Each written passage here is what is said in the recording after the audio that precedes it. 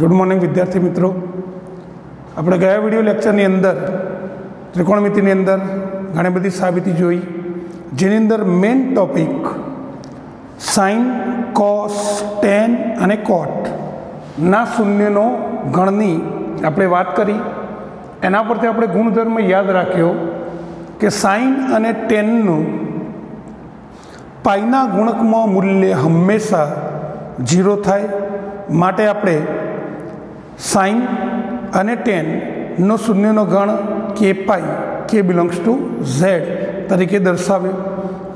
Cos અને કોટ એનું મૂલ્ય પણ π/2ના ગુણકની અંદર હંમેશા 0 થાય, માટે કોસ અને કોટનો શૂન્યનો ગણ એ મિત્રો આપણે 2k + 1 π/2 k belongs to Z દ્વારા દર્શાવ્યો। એના પછી બે વિધેય જે બાકી રહ્યા, સેક અને કોસેક, તો એના શૂન્યનો ગણ કેટલો છે એનો વિસ્તાર નક્કી કર્યા પછી આજના જ વિડિયો લેક્ચરની અંદર આપણે જોઈશું।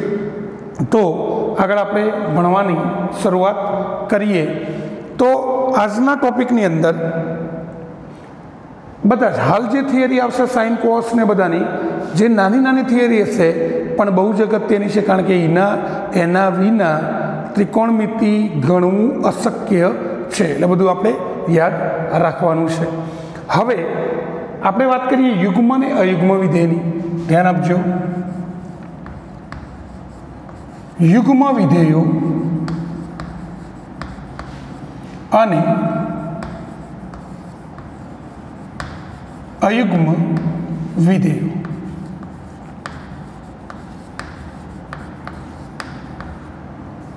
તો યુગ્મ અને અયુગ્મ કોને કહેવાય? એટલે આમાં એવું નથી કે યુગ્મ સંખ્યાની અંદર હોય તો યુગ્મ વિધેય, અયુગ્મ નહીં, એ રીતનું નહીં। તો આની અંદર આપણે બીજી વાત છે કે યુગ્મ વિધેય એટલે શું? તો આપણે ધોરણ 10ની અંદર સમાંતર શ્રેણીને ભણી ગયા, તો શ્રેણીના પદો શોધતા હતા, પહેલું પદ, બીજું પદ, ત્રીજું પદ, ચોથું પદ, તો એવું જ કંઈક છે। તો જો હું સમજાવું, ધ્યાન આપજો, યુગ્મ વિધેય કોને કહેવાય પહેલાં આપણે સમજીએ કે એક વિધેય આપ્યું છે જેને આપણે f(x) કહીએ। માની લો કે x² + 1/x⁴ આપેલું છે।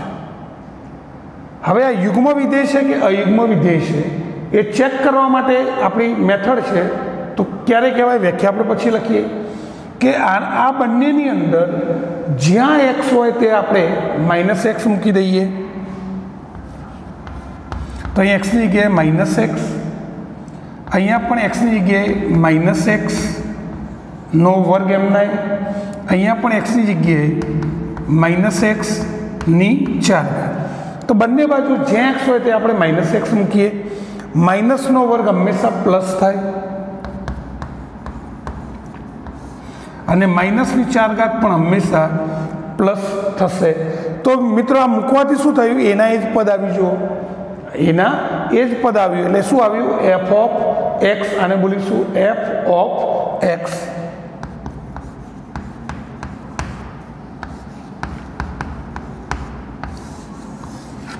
તો જો આને આપણે ગુજરાતી ભાષાની અંદર સમજીશું કે કોઈ વિધેયની અંદર ખૂણો, આને ખૂણો કહીશું કે ખૂણો માઇનસ મૂકીએ અને ખૂણો જો માઇનસ ના થયો, પ્લસ થઈ ગયો, ખૂણો મૂક્યો કેવો?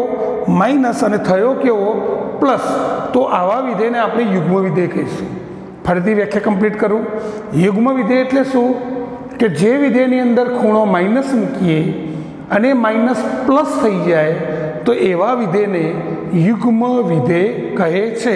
એની પ્રોપર વ્યાખ્યા છે જે બુકમાં આપી નથી। તો વ્યાખ્યા આ રીતની છે, આને બોલીશું એવરી, એવરી અથવા પ્રત્યેક બોલાય, આને શું બોલીશું? પ્રત્યેક અથવા બધા જ બોલાય। તો પ્રત્યેક x ની કિંમત r, એટલે કોઈ પણ વાસ્તવિક સંખ્યા, પ્લસ હોય, માઇનસ હોય, પૂર્ણાંક હોય કે અપૂર્ણાંક, માટે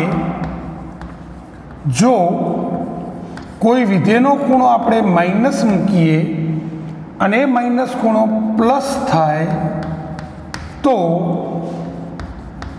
આ વિધેયને આપણે કયા વિધેય તરીકે ઓળખીશું? યુગ્મ વિધેય કહેવાય।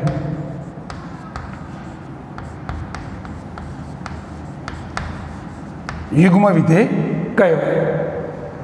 અયુગ્મ વિધેય ફરીથી વ્યાખ્યા કમ્પ્લીટ કરું કે જે ટૂંકમાં આ યાદ રાખજો, આ તો આપણી સાબિતી છે કે કોઈ પણ વિધેયની અંદર ખૂણો માઇનસ મૂકીએ અને જો એ પ્લસ થઈ જાય તો એ વિધેય યુગ્મ. અને અયુગ્મ વિધેય એટલે શું કે જો પ્રત્યેક અથવા બધા જ વાસ્તવિક સંખ્યા આર માટે જો કોઈ વિધેયની અંદર ખૂણો માઇનસ મૂકીએ અને એ -12 આવે, એ માઇનસ શું આવે 12 આવે, આમાં ખૂણો પ્લસ થઈ ગયો એટલે એના એ જ આવ્યું. પણ આની અંદર ખૂણો શું આવે, શું બોલીશું કે કોઈ વિધેયની અંદર ખૂણો માઇનસ મૂકીએ અને માઇનસ વિધેયની ક્યાં આવે 12 આવે, તો આ વિકલ્પની અંદર f એ અયુગ્મ વિધેય કહેવાય. દાખલા તરીકે આપણે એક ઉદાહરણથી સમજીએ કે f of x is equal to x³ by 1 plus x² આપ્યું. હવે આપણે યુગ્મ કે અયુગ્મ ચેક કરવું હોય તો આની અંદર એક્સની જગ્યાએ આપણે ખૂણો -x મૂકીશું.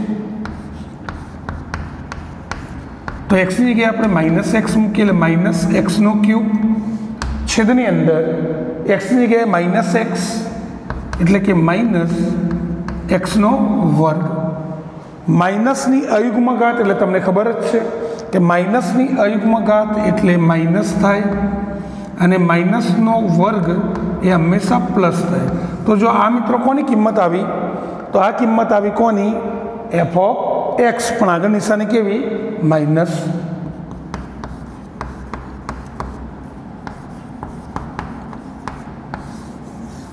તો આ વિધેયને કેવું વિધેય કહીશું અયુગ્મ. તો ધ્યાન રાખજો, શું આ વ્યાખ્યા બુકમાં નથી આપી, આપણે ત્રિકોણમિતિમાં એપ્લાય કરવાનું છે. પણ કહેવાય ને કે એની બેઝિક વ્યાખ્યા જે બુકમાં તમને કોઈ બુકમાં નહીં મળે તો એ હું તમને આપું છું, કારણ કે ઓરિજિનલ વ્યાખ્યા આ છે. પેલું ખાલી ત્રિકોણમિતિ માટે લાગુ પડે અને આ એવરી કોઈ પણ વિધેય માટે લાગુ પડે કે જે વિધેયનો ખૂણો, આટલું યાદ રાખવાનું છે કે જે વિધેયનો ખૂણો માઇનસ લઈએ અને ખૂણો પ્લસ થઈ જાય તો એ વિધેય એ યુગ્મ વિધેય, અને જે વિધેયનો ખૂણો માઇનસ લઈએ અને એ ખૂણો અથવા -12 આવે તો એ વિધેયને આપણે કેવું વિધેય કહીશું અયુગ્મ વિધેય. હવે આપણે ત્રિકોણમિતિના 6 વિધેયો છે. તો ત્રિકોણમિતિના 6 વિધેય કયા? તો ત્રિકોણમિતિના 6 વિધેયો સાઇન, કોસ, ટેન, કોટ, સેક અને કોસેક. તો આ 6 વિધેયમાંથી કેટલા વિધેયો અથવા કયા વિધેયો યુગ્મ છે અને કયા વિધેયો અયુગ્મ છે? એનો મતલબ કયા વિધેયની અંદર ખૂણો માઇનસ હોય તો એ પ્લસ થઈ જાય છે અને કયા વિધેયની અંદર ખૂણો માઇનસ હોય છે અને -12 આવે છે, જેને આપણે યુગ્મને અયુગ્મ વિધેય તરીકે ઓળખીશું. જોઈએ આપણે, અને એની પણ સાબિતી મિત્રો આપણે એકમ વર્તુળ ઉપરથી જ મળે છે. દરેકની સાબિતી આપણે એકમ વર્તુળ ઉપરથી જ આવશે. તો આ એકમ વર્તુળ છે.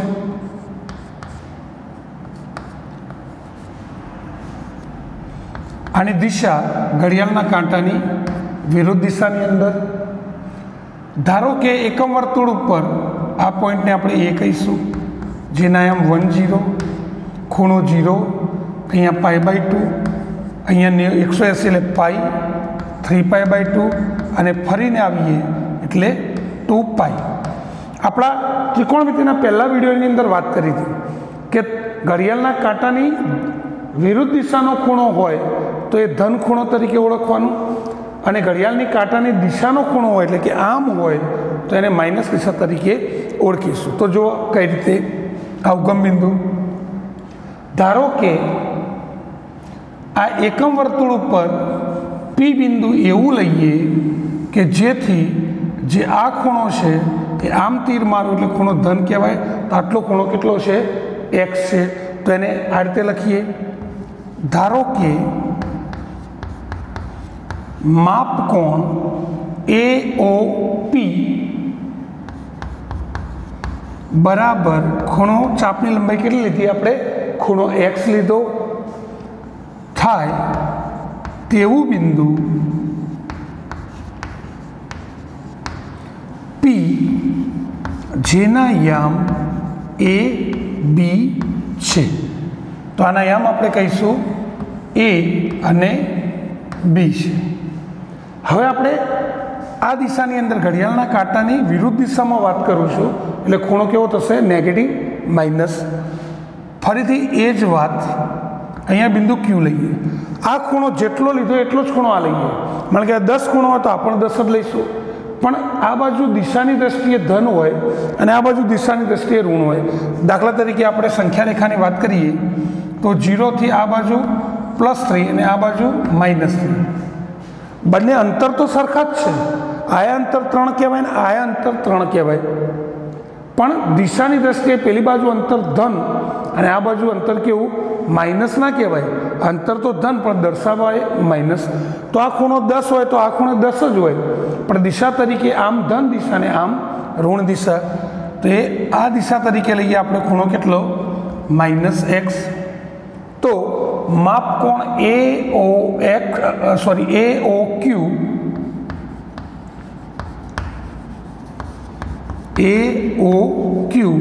ઇઝ ઇક્વલ ટુ -x થાય તેવું બિંદુ Q A - B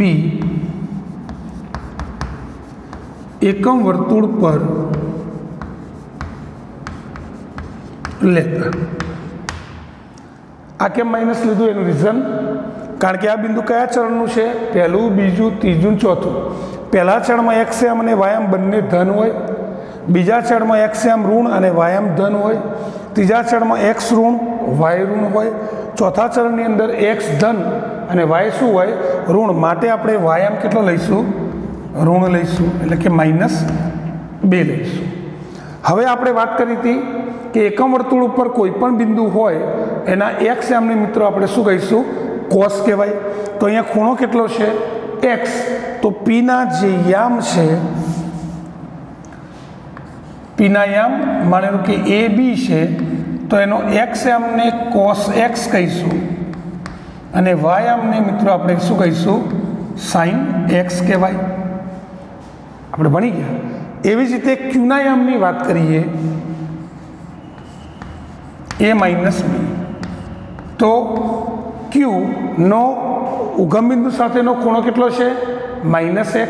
તો આના યામ એ જ રીતે cos x sin x.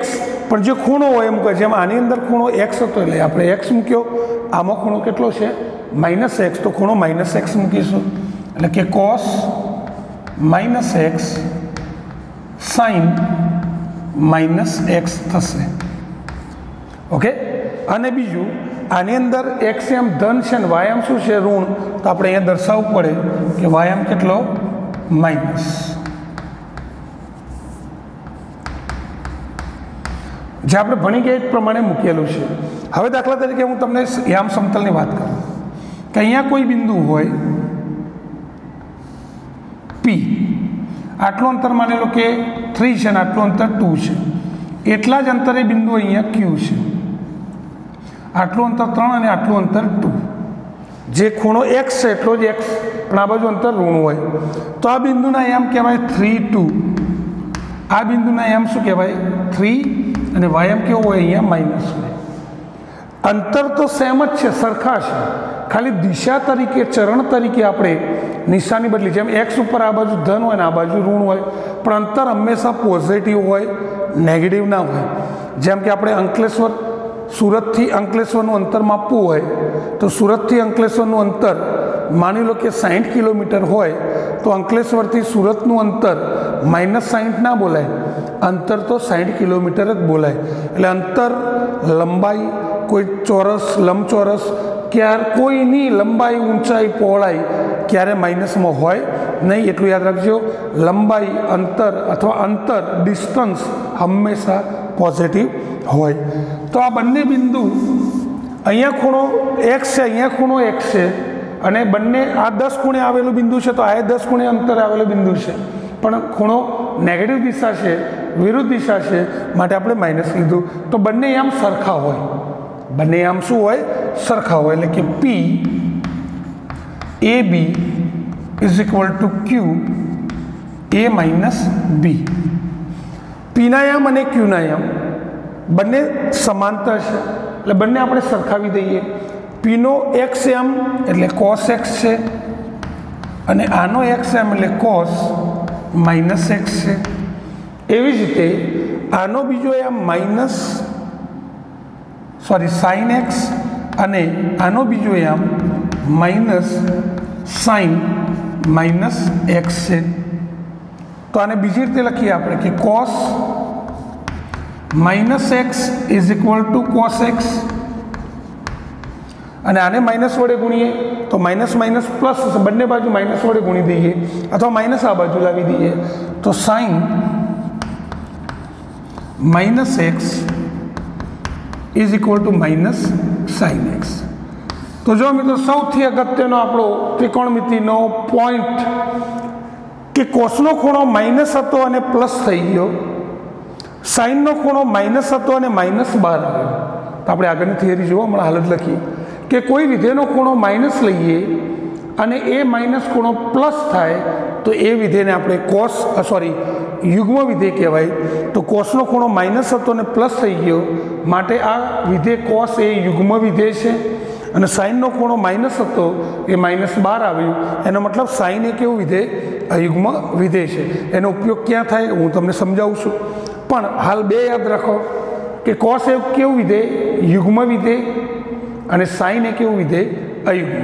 આ યુગ્મ વિધેય છે એનો મતલબ કે એનો ખૂણો માઇનસ હોય તો એ પ્લસ થઈ જશે અને સાઇન એ અયુગ્મ વિધેય છે એનો મતલબ એનો ખૂણો માઇનસ હોય તો માઇનસ કે આવશે? 12 આવશે। અને આ આપણે રિવર્સ આવર્તમાન ફરવા માટે બહુ જ અગત્યનો ટોપિક છે। સાઇન અને કોસની વાત કરી, હવે ટેન અને કોટની વાત કરીએ।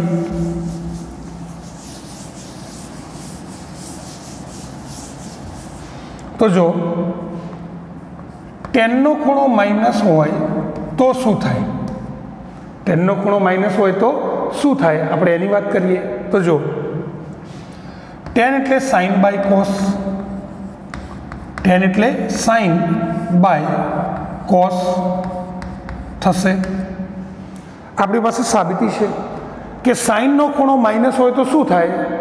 તો -12 આવશે, કારણ કે અયુગ્મ વિધેય છે તો -12 આવશે। કોસનો ખૂણો માઇનસ હોય તો શું થશે? તો પ્લસ થઈ જશે, 12 આવશે નહીં, એટલે કે કોસ એક્સ થશે। સાઇન ભાગ્યા કોસ એટલે ટેન કહેવાય। તો શું થયું મિત્રો? જુઓ કે ટેનનો ખૂણો માઇનસ હતો અને માઇનસ શું આવ્યું? 12। એનો મતલબ ટેન એ પણ કેવું વિધેય? અયુગ્મ વિધેય છે। ચલો કોટની વાત કરીએ। કોટ એટલે કોસ બાય સાઇન, તો ખૂણો જે હોય એ મૂકવો પડે, કોસ બાય સાઇન।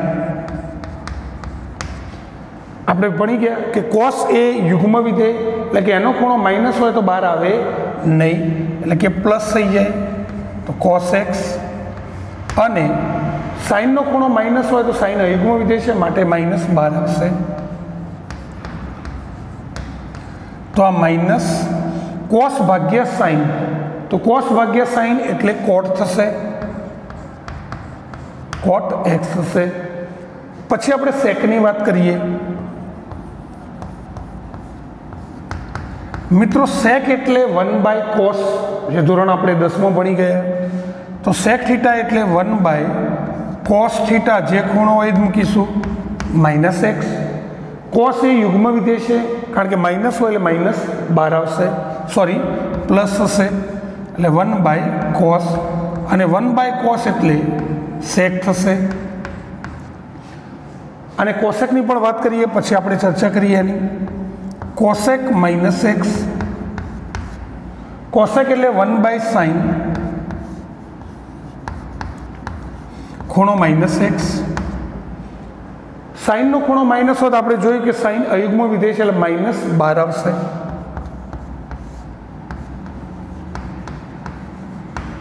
અને 1 / સાઇન, 1 / સાઇન એટલે કોસેક એક્સ હશે। તો જો મિત્રો તમારી પાસે 6 વિધેયની સાબિતી આવી ગઈ, એ કોસ, સાઇન, ટેન, કોટ, સેક અને કોસેક। आ 6 विधेयमांथी तमे जुओ 2 विधेय, एक कॉस अने एक सेक। जो ध्यान आपजो, एक कॉस अने एक सेक आ बंने एवा विधेय छे के एनो खूणो माइनस होय तो बंनेनी अंदर प्लस थाय छे, अने बाकीना 4 विधेय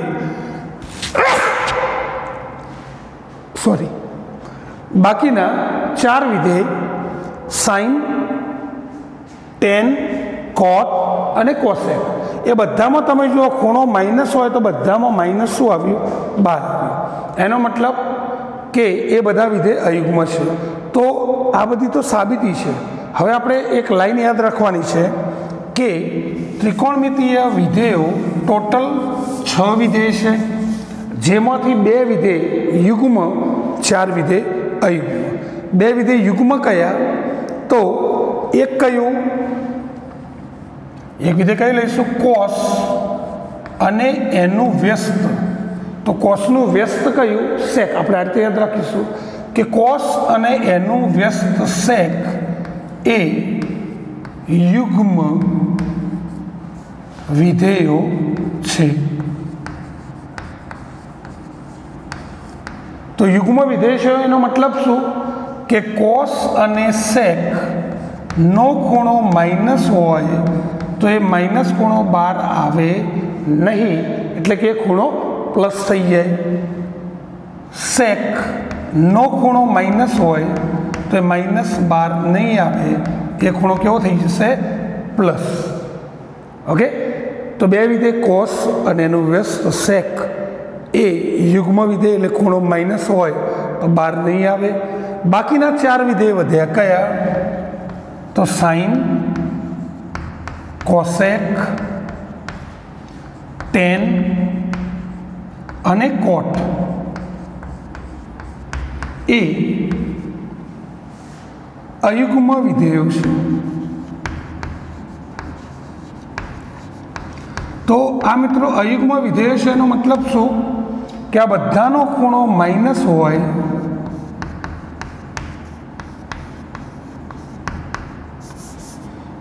साइन, कोसेक, टेन अने कोट। तो आ बधानो खूणो माइनस होय तो माइनस के आवशे? विधेयनी बहार, એટલે minus sine x, minus cosec x, minus ten x अने माइनस कोट एक्स। ओके, तो 6 विधेय खबर पड़ी गई। हवे आनो तमने एम थाय उपयोग सर क्या थाय? तो हूँ उपयोगनी पण वात कर दऊं तमने। तो आपणे उपयोगनी वात करीए। तो जो उपयोगनी अंदर वात करीए आपणे, तो दाखला तरीके तमने एम कह्युं के साइन -π/3 નું મૂલ્ય શોધો। ચલો પ્લસનું તો આવડે છે, આપણે માઇનસની વાત કરીએ તો π/3 એટલે કેટલા? પાઈ એટલે 180/3 એટલે 60। તો શોધવાનું છે સાइन -60નું મૂલ્ય। તો આપણા કોષ્ટકમાં તો પ્લસના મૂલ્ય છે, માઇનસના મૂલ્ય નથી। તો આ થિયરી કામ આવશે કે સાઇનનો ખૂણો માઇનસ છે, તો તરત યાદ આવવું જોઈએ કે સાઇનનો ખૂણો માઇનસ છે તો સાઇન કેવું વિધેય? तो क्या साइन अयुग्म विधेय। अयुग्म विधेय हो एटले शुं थाय? तो क्या माइनस क्या आवे? विधेयनी बहार आवे। तो माइनस विधेयनी बहार आवे अने खूणो अंदर जे होय ते मुकाय। खबर पड़ी? साइन अयुग्म एटले माइनस बहार आवे। हवे तमे मूकी शको कि साइन π/3 એટલે કે સાइन 60નું મૂલ્ય કેટલું? તો કે √3/2 પણ કેવું? માઇનસ √3/2। दाखला तरीके आपने एम कहूँ कि कॉस -π/4 એટલે કે cos π/4 એટલે 45। હવે cos નું મૂલ્ય માઇનસ છે તો તરત યાદ આવે કે cos એ કેવું વિધેય? તો cos એ યુગ્મ વિધેય છે। એનો મતલબ આ માઇનસ બહાર આવે નહીં, પ્લસ થઈ જાય। તો બહાર નહીં આવે એટલે ખૂણો પ્લસ થઈ જશે। હવે cos 45નું મૂલ્ય કેટલું? તો આપણા કોષ્ટક પ્રમાણે cos 45નું મૂલ્ય 1/√2। એ જ રીતે તમને એમ કહ્યું કે 10 -π/6। તો તરત પહેલું યાદ આવી જવું જોઈએ કે 10નો ખૂણો માઇનસ છે એટલે 10 કેવું વિધેય? तो याद आवशे tan ए अयुग्म विधेय है, तो माइनस क्या आवशे विधेयनी बहार, तो tan 30 અને tan 30 નું મૂલ્ય -1/√3 આપણા કોષ્ટક પરથી। એ કોષ્ટક પણ હું તમને સમજાવીશ જેમ જેમ બધું આગળ આવશે। એક પોઈન્ટ પણ બાકી નહીં રાખું કે ધોરણ 10 ની અંદર ભણે ગઈ એનો પણ ટોપિક આપણે અંદર આવરી લઈશું। હવે એક ટોપિક ક્લિયર, યુગ્મ અને અયુગ્મ વિધેયો કોને કહેવાય એની સાબિતી અને કઈ રીતે ઉપયોગ થાય એના ઉદાહરણ। હવે આપણે નેક્સ્ટ આગળ વાત કરીએ।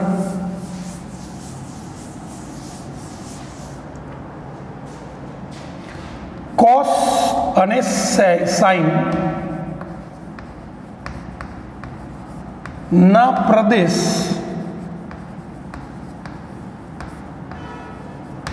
અને વિસ્તાર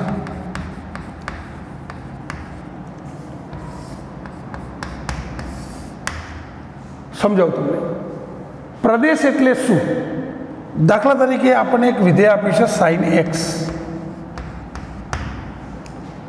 દાખલા તરીકે હું 2-4 કિંમત મૂકું કે sin x ની જગ્યાએ 0 મૂકીએ તો sin 0 નું મૂલ્ય કેટલું? 0।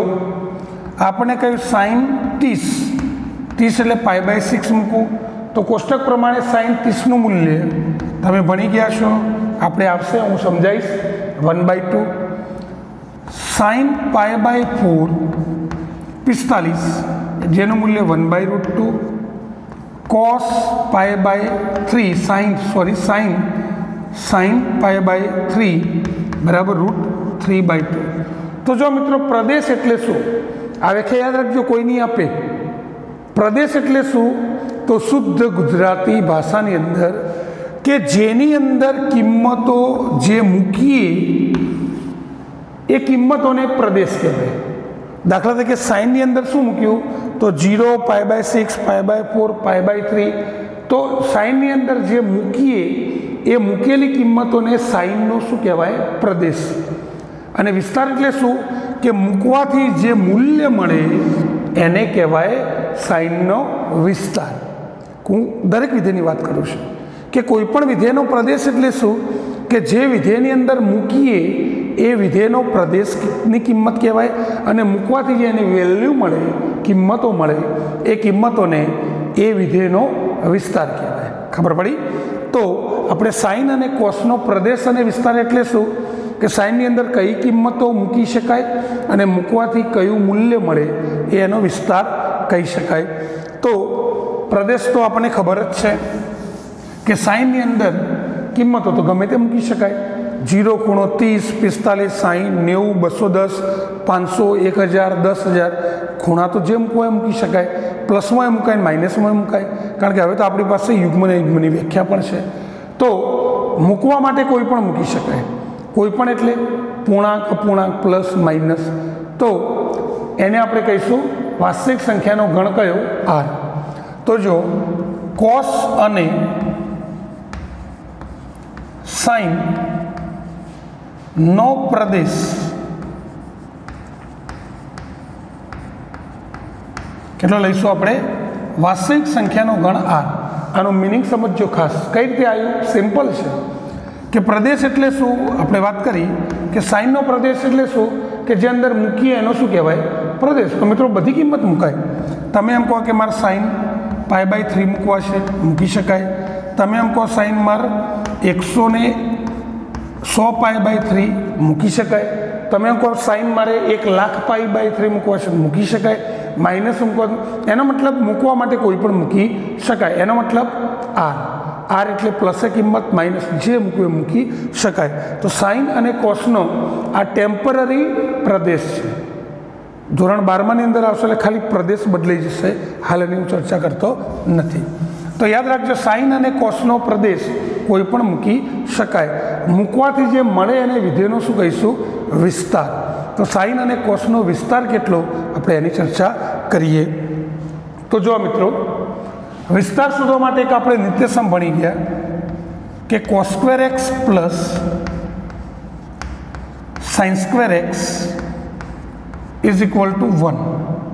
આના પરથી જ મળશે કે cos square plus sine square is equal two 1, અથવા એકમ વર્તુળ તો છે જ. મેં તમને કહ્યું કે એકમ વર્તુળ ઉપરથી મળે. તો જો ખાલી હું કહું તમને, આ એકમ વર્તુળ એટલે ત્રિજ્યા કેટલી? 1 1 1 અને 1. અહીંયા બિંદુ A1 0, અહીંયા 0 1, અહીંયા -1 0, અહીંયા 0 1. એક્સ આમને કોસ કહેવાય, વાય આમને સાઇન કહેવાય. તો ખાલી તમે જુઓ તો એ ખબર પડે. જુઓ આમાં કોસનું મૂલ્ય, કારણ કે બધા બિંદુઓ આની ઉપર જ હોય. કોસનું વધુમાં વધુ મૂલ્ય કેટલું? 1.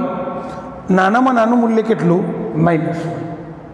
સમજો અહીંયા કોસનું મોટામાં મોટું મૂલ્ય 1, નાનામાં નાનું મૂલ્ય -1. તો -1 અને 1 વચ્ચે બીજી પોઈન્ટ સમથિંગ કિંમતો ઘણી બધી આવશે. અહીંયા જો સાઇનનું મૂલ્ય મોટામાં મોટું 1 અને નાનામાં નાનું મૂલ્ય કેટલું? -1. તો સાઇન અને કોસનું મૂલ્ય -1 1 અને એમની વચ્ચે જ હોય. કઈ રીતે આવે? એને બીજી સાબિતી. આની અંદર કોસ અને સાઇનના કિંમતોનો એક આપણે ગ્રાફ બનાવીએ, કોષ્ટક બનાવીએ કે કોસનું મૂલ્ય 0 લઈએ અને સાઇનનું મૂલ્ય 1 લઈએ તો 0નો વર્ગ 0 અને 1નો વર્ગ 1. આ બેનો સરવાળો કરો તો જો 1 થાય, સાબિત થાય. કાં તો કોસનું મૂલ્ય 0 લઈએ, આનું મૂલ્ય -1 લઈએ તો 0નો વર્ગ 0, સાઇનનું મૂલ્ય -1નો વર્ગ 1, તો આ બંનેનો સરવાળો પણ 1 થાય. અથવા કોસનું મૂલ્ય 1 લઈએ અને આનું મૂલ્ય 0 લઈએ સાઇનનું, તો 1નો વર્ગ 1 અને 0નો વર્ગ 0, તો 1 + 0 એટલે કે 1. અથવા આનું મૂલ્ય -1 લઈએ અને આનું મૂલ્ય 0 લઈએ તો -1નો વર્ગ 1 + 0 બરાબર 1 થશે. સમજ પડે છે? હવે હું તમને કહું કોસનું મૂલ્ય 2 લેવાય? ના લેવાય, કારણ કે 2 લઈએ તો 2નો વર્ગ કેટલો થાય? 4. પછી સાઇનની તમે કોઈ પણ કિંમત લો, વર્ગ તો ધન જ થવાનું છે. સાઇનનું મૂલ્ય માઇનસ લેશો તોય વર્ગ ધન, સાઇનનું મૂલ્ય ધન લઈશું તોય વર્ગ ધન, અને એમાં 4 ઉમેરો તો સ્વાભાવિક એનું મૂલ્ય 1 ના થાય, 1થી વધી જાય તો આ કિંમત નહીં આવે. તો આટલી કિંમત આવે. એનો મતલબ કે કોસનું મૂલ્ય તમે 0 લઈ શકો, -1 લઈ શકો, 1 લઈ શકો અને એમની વચ્ચેની હોય તો પણ ચાલે. તો આની અંદર જો આની અંદર એ ખબર પડી જાય કે કોસનું મૂલ્ય નાનામાં નાનું -1, મોટામાં મોટું 1 અને એમની વચ્ચેની કિંમત કેવી હોય, તો અહીંયા ધન પોઈન્ટ્સ 0 પોઈન્ટ સમથિંગ કિંમત હોય, 0.1 0.2 0.3, આ બાજુ માઇનસ હોય. તો કોસ અને સાઇનનો વિસ્તાર કયો? તો જો સમજો ખાસ કઈ રીતે.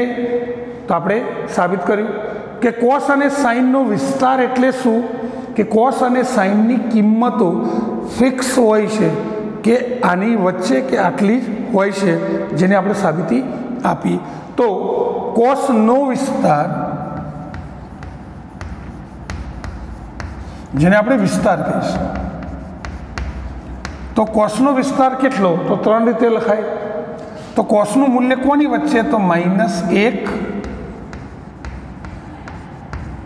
અને એમની વચ્ચે અસમતા સ્વરૂપે લખી શકાય ને, કે કોસનું મૂલ્ય -1 ઇક્વલ ટુ એટલે -1 આવે તો -1થી મોટું 1 આવશે, ઇક્વલ ટુ છે એટલે એનો સમાવેશ થાય. તો -1 1 અને એમની વચ્ચેની કિંમત. બીજી રીતે લખવું હોય તો આને કહેવાય સમૃદ્ધ અંતરાલ. આને કહીશું આપણે સમૃદ્ધ અંતરાલ. તો સમૃદ્ધ અંતરાલ એટલે શું? કે દાખલા તરીકે -3 અને હું 3 લખું, મોટો કૌંસ, આ કૌંસને કેવો અંતરાલ બોલીશું? સમૃદ્ધ અંતરાલ. તો મોટો કૌંસનો મતલબ શું?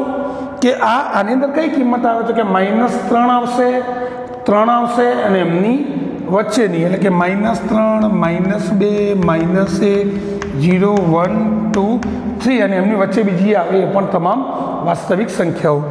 તો જો આની અંદર કે કોસનો વિસ્તાર કેટલો? તો કે -1 આવશે, 1 આવશે અને એમની વચ્ચે. તો સમૃદ્ધ અંતરાલનો મતલબ શું? કે -1 આવશે, 1 આવશે અને એમની વચ્ચેની તમામ વાસ્તવિક સંખ્યાઓ. તો યાદ રાખજો, જ્યાં સુધી ત્રિકોણમિતિની વાત થશે ધોરણ 11, ધોરણ 12, એન્જિનિયરિંગ, આઈઆઈટી લેવલે પણ ગમે ત્યાં સાઇનનો વિસ્તાર અને કોસનો વિસ્તાર એ -1, 1 અને એમની વચ્ચે, અથવા બીજા શબ્દોમાં કહેવું હોય તો સમૃદ્ધ અંતરાલમાં -1 અને 1 થાય. એ જ રીતે સાઇનનો વિસ્તાર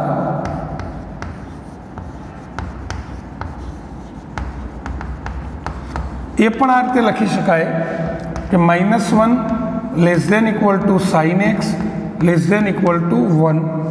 એટલે કે સાઇનનો વિસ્તાર પણ -1, 1 અને એમની વચ્ચેની તમામ વાસ્તવિક સંખ્યાઓ, અથવા અંતરાલની રીતે લખવું હોય, આપણે લખ્યું અંતરાલની રીતે, તો અંતરાલની રીતે લખવું હોય તો -1, 1 અને એમની વચ્ચેની તમામ વાસ્તવિક સંખ્યાઓ. તો આપણે યાદ રાખવાનું છે આ વિસ્તાર. દાખલા તરીકે તમને એમ કહેવામાં આવે કે sin x = 2. sin x = 2. તો મિત્રો આ શક્ય નથી. આ શક્ય નથી. કારણ શું? કે સાઇનનો વિસ્તાર કેટલો? તો કે -1, 1 અને એમની વચ્ચેનું.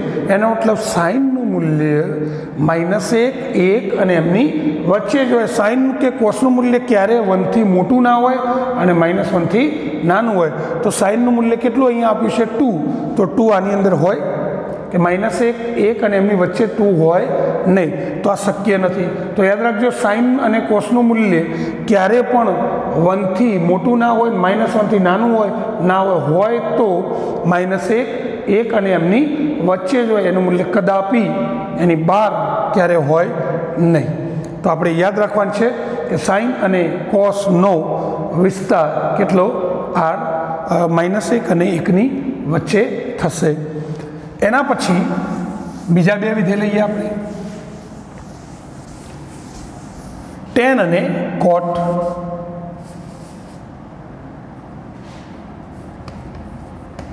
તો tan અને cotની વાત કરીએ તો tan અને cotનો પ્રદેશ અને વિસ્તાર. હવે tan એટલે sin ભાગ્યા cos. દાખલા તરીકે અહીંયા મૂકું છું, ધ્યાન આપજો. tan એટલે શું? sin ભાગ્યા cos. એટલે સાઇન અને કોસનો ભાગાકાર છે. સાઇનનો વિસ્તાર કોની વચ્ચે હોય? તો કે -1 અને 1ની વચ્ચે. એટલે કે -1 અને 1ની વચ્ચે આનું મૂલ્ય માની લો કે હું 0.5 લઉં છું, અને કોસનું મૂલ્ય -1 અને 1ની વચ્ચે માની લો કે મૂલ્ય આનું 0.1 લઉં છું. પોઈન્ટ કેન્સલ, એટલે 5/1. એટલે tanનું મૂલ્ય 5 હોઈ શકે. tanનું મૂલ્ય 5 હોઈ શકે. દાખલા તરીકે સાઇનનું મૂલ્ય હું 0.501 લઉં અને આનું મૂલ્ય 0.00 અથવા 100 લઉં છું. 100 હોઈ શકે, કારણ કે tan, સાઇન અને કોસનું મૂલ્ય -1 અને 1ની વચ્ચે જ હોય છે. તો ગમે તે લઈ શકાય. 3 પોઈન્ટ કેન્સલ કરીએ તો 500, અથવા આપણે 0.01 લખીએ છીએ. 500/0.001 એટલે 500/1 એટલે 500. તો tanનું મૂલ્ય 500 એવું હોઈ શકે, tanનું મૂલ્ય 5 એવું હોઈ શકે, tanનું મૂલ્ય માઇનસ એવું હોઈ શકે. કારણ કે આનો વિસ્તાર આ માઇનસ લઈએ તો આ મૂલ્ય કેવું થશે? માઇનસ. તો tanની કિંમતની કોઈ લિમિટ જ નથી. એવું થયું ને? tanની કિંમતની કોઈ લિમિટ નથી. માઇનસે હોય, પ્લસે હોય, 1000 હોય, 10,000 હોય, લાખ પણ હોય, એ રીતે માઇનસમાં. એનો મતલબ કે tanની કિંમતની કોઈ લિમિટ નથી. તો tanનું મૂલ્ય ગમે તે હોઈ શકે. તો tan અને cot એવી જ રીતે કે tan અને cot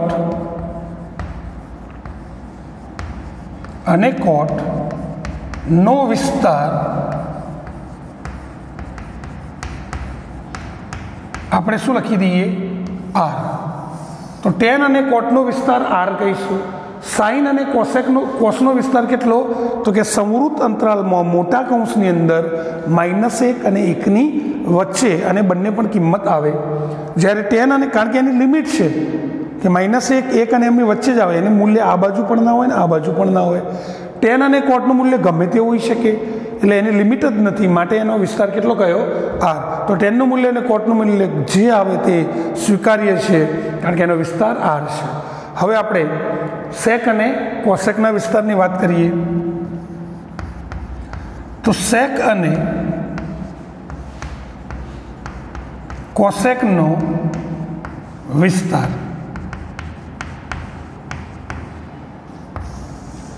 તો સેક અને કોસેકનો વિસ્તાર, સેક અને કોસેકનો વિસ્તાર, તો માની લો કે આપણે પહેલા સેકની વાત કરીએ. ચલો મિત્રો, સેક એ કોનું વ્યસ્ત? તો સેક એ કોસનું વ્યસ્ત છે. કોસનો વિસ્તાર કેટલો? તો કે કોસનો વિસ્તાર -1 અને 1ની વચ્ચે લખી શકાય. -1 અને 1ની વચ્ચે 0 હોય કે ના હોય? -1 અને 1ની વચ્ચે 0 હોય તો એનો મતલબ કોસનું મૂલ્ય -1 અને 1ની વચ્ચે એના બે ભાગ પાડી દઈએ કે કોસનું મૂલ્ય -1 થી 0ની વચ્ચે હોય અને 0 થી 1ની વચ્ચે હોય. લખી શકાય.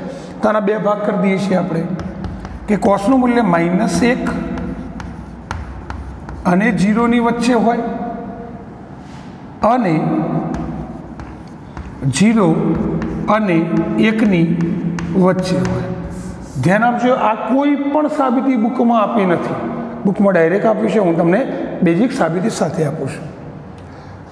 0 આપણે અવગણીએ કારણ કે મારે કોસ કરવું છે. કોસ એટલે શું? સોરી, સેક એટલે 1/cos એટલે વ્યસ્ત લેવું પડશે. તો 1/0 લઈએ તો ઇન્ફિનિટી થશે. એટલે કામ કરીએ, હાલ ટેમ્પરરી 0 કિંમતને આપણે સૂક્ષ્મ ગણીને અવગણીએ છીએ, લખતા નથી. એ જ રીતે આની અંદર લખવું શું લખાય? 0ને અવગણીએ તો <=1. હવે કામ કરીએ, આપણે કોસને અહીંયા લાવી દઈએ. કોસને આપણે અહીંયા લાવી દઈએ, અદલા બદલી કરી દઈએ. તો કોસને લાવીએ 1/, અને અહીંયા જે 1 હતા એને માઇનસ ત્યાં મૂકી દઈએ, અહીંયા -1 થશે. કોસને અહીંયા ને -1ને અહીંયા. ખબર પડી? 1/cos એટલે શું કહેવાય? સેક.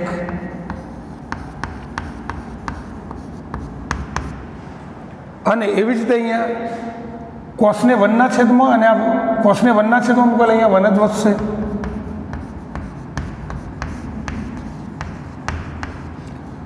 તો આની અંદર 1/cos એટલે સેક. 1/cos એટલે સેક. તો જો મિત્રો આની અંદર આપણે આ રીતનું 2 મળ્યું, તો સંખ્યા રેખા ઉપર સમજીએ, વધારે રેખાઓ પડશે. 2 કિંમત છે, એક -1 અને એક 1. સમજજો, આ શું કહેવા માંગે છે કે સેકનું મૂલ્ય -1 ઇક્વલ ટુ છે, એનો મતલબ -1 આવશે. -1 આવશે એટલે હું આને ડાર્ક કરી દઉં છું, અને આપણે ડાર્ક કરીએ.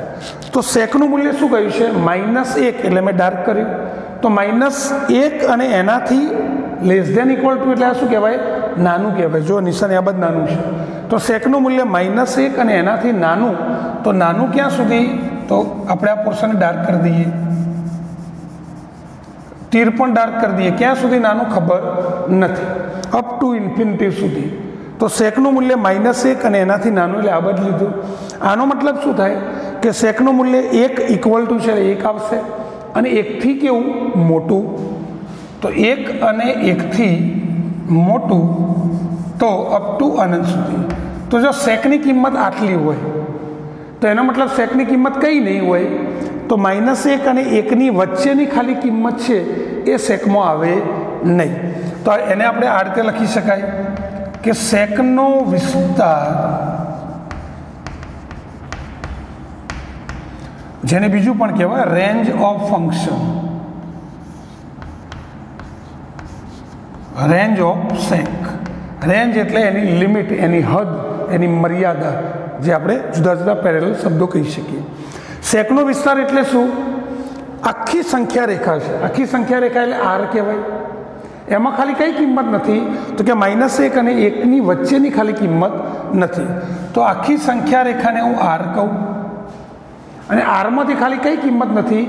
-1 તો આમાં આવી ગઈ, 1 ત્યાં જતી રહી, ખાલી બંનેની વચ્ચેની. તો એ કિંમત હું બાદ કરવી પડશે. તો -1 અને 1. મેં R એટલે આખી સંખ્યા રેખા લખી, સમજવાનો પ્રયત્ન કરજો. R એટલે આખી સંખ્યા રેખા લખી. જેની અંદરથી આ કિંમત નથી એ માઇનસ બાદ કરી મેં કે -1 અને 1ની વચ્ચે.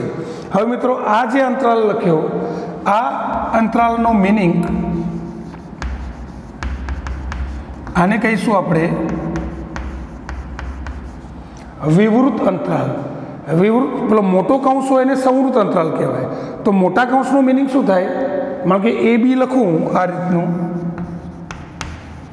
અને આ રીતનું લખું, એનો બંનેનું મિનિંગ શું? આ સંવૃત અંતરાલ કહેવાય ને વિવૃત. આનો મિનિંગ શું થાય કે આની અંદર કઈ કિંમત આવે તો A આવશે, B આવશે અને એમની વચ્ચેની. જ્યારે આની અંદર શું બોલાય? A નહીં આવે, B નહીં આવે, ખાલી બંનેની શું? વચ્ચેની. તો મોટા કૌંસમાં બંને આવે, નાના કૌંસમાં ખાલી વચ્ચેની કિંમત આવે. તો ખબર પડી આની અંદર આખી સંખ્યા રેખામાંથી વચ્ચેની કિંમત ખાલી શું કરી? બાદ. એટલે -1, 1 અને એમની વચ્ચેની કિંમત બાદ. આ સેકનો વિસ્તાર, કોસેકનો વિસ્તાર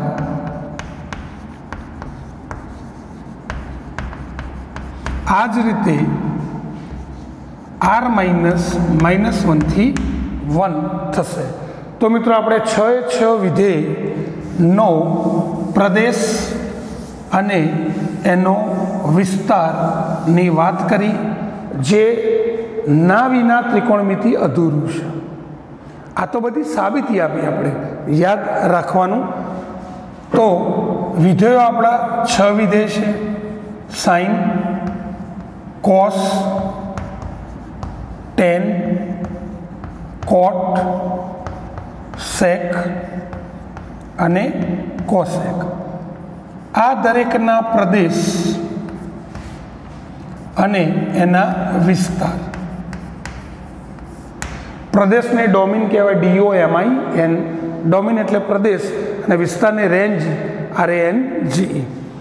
પ્રદેશ એટલે શું? આપણે વાત થઈ હતી કે જે વિધેયની અંદર મૂકીએ એનું નામ પ્રદેશ. તો બધા વિધેયમાં જે કિંમત મૂકવી એ મૂકી શકાય. તો પ્રદેશ તરીકે આપણે લઈશું શું? R. એટલે કે કોઈ પણ કિંમત મૂકી શકાય. બધાના વિસ્તાર આપણે સાબિત કર્યા કે સાઇન અને કોસનો વિસ્તાર કયો? તો કે સંવૃત અંતરાલમાં મોટા કૌંસની અંદર -1, 1 અને એમની વચ્ચેની તમામ વાસ્તવિક સંખ્યાઓ. ટેન અને કોટનો વિસ્તાર કોઈ પણ સંખ્યા હોઈ શકે જેને આપણે R કહીએ. સેક અને કોસેકનો વિસ્તાર આખી સંખ્યા રેખા ખાલી -1 અને 1 વચ્ચેની કિંમત આવે નહીં. તો આપણે આ એક કોષ્ટક યાદ રાખવાનું છે.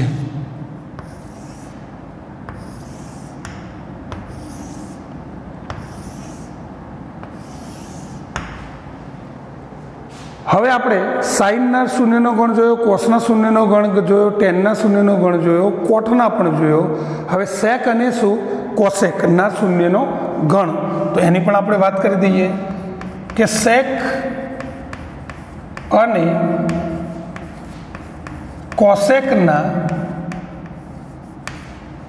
શૂન્યનો ગણ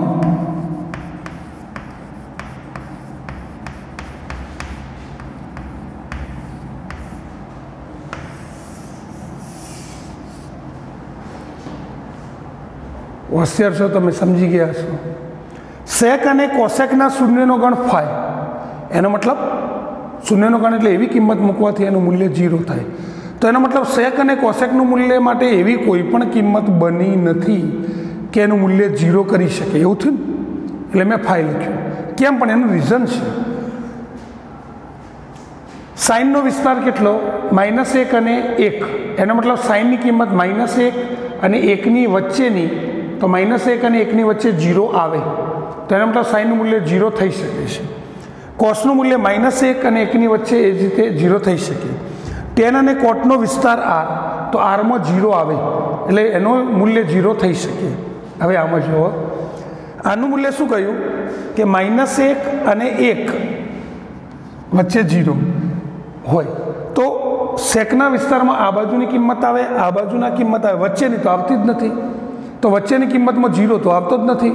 તો એનો મતલબ સેક અને કોસેકનું મૂલ્ય કદાપી 0 થાય નહીં. તો સેક અને કોસેકનું મૂલ્ય 0 નથી થતું. કોઈ પણ એવી કિંમત બની નથી. તમારી પાસે હોય તો લાવજો.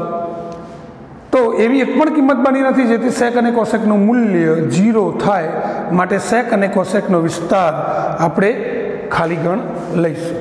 તો મિત્રો આજે આપણે બહુ જ સરસ ટોપિક, જેને વિસ્તાર, તો દરેક વિધેયનો આપણે વિસ્તાર જોયો અને યુગ્મ અને અયુગ્મ વિધેય જોયા. તો યુગ્મ અને અયુગ્મ બંને એકદમ અગત્યનો ટોપિક ત્રિકોણમિતિનો છે કે જેના વિના ત્રિકોણમિતિની અંદર વારંવાર આપણે આનો ઉપયોગ કરવો પડશે. તો ત્રિકોણમિતિની અંદર જે બેઝિક સાઇન કોસ ટેન કોટની વાત કરી હતી, તો એની અંદર લગભગ મોટાભાગનું બધું સાબિત થઈ ગયું છે. હવે આગળના વિડીયો લેક્ચરની અંદર આપણે ખાલી ચિહ્ન નક્કી કરવાના છે, સાઇન અને કોસ વિધેયનો આલેખ જોવાનો છે, અને પછી આપણે રૂટિંગ દાખલા કે જેની અંદર મને ખબર છે કે તમને બધાને ત્રિકોણમિતિની અંદર એવો રસ પડવાનો છે કે તમે બધા એમ કહેશો કે ત્રિકોણમિતિ તો એકદમ ઇઝી ટોપિક છે, સરળ ટોપિક છે, કે ખાલી ખોટા આપણે ત્રિકોણમિતિની અંદર ડરતા હતા એવો અહેસાસ હું તમને કરાવીશ. તમને એમ થશે કે ના, ત્રિકોણમિતિ બહુ જ સરળ છે, અને ત્રિકોણમિતિ તો ગોખીને લખવાથી નહીં પણ દિલથી સમજીને ગણવાથી ત્રિકોણમિતિની અંદર વધુ મજા આવે એવો હું તમને અહેસાસ કરાવીશ, એની પ્રોમિસ છે. પણ એના માટે જે પણ ચાલે એ મિત્રો શાંતિથી ડાયરાની અંદર બધું જ તમારે લખવાનું છે અને સમજવાનું છે. તો નવા વિડીયો લેક્ચરની અંદર મળીએ, નવા ટોપિક સાથે, નવા સમય સાથે. ત્યાં સુધી આપણા રૂલ્સ પ્રમાણે બી હેપી, હસતા રહો અને ભણતા રહો.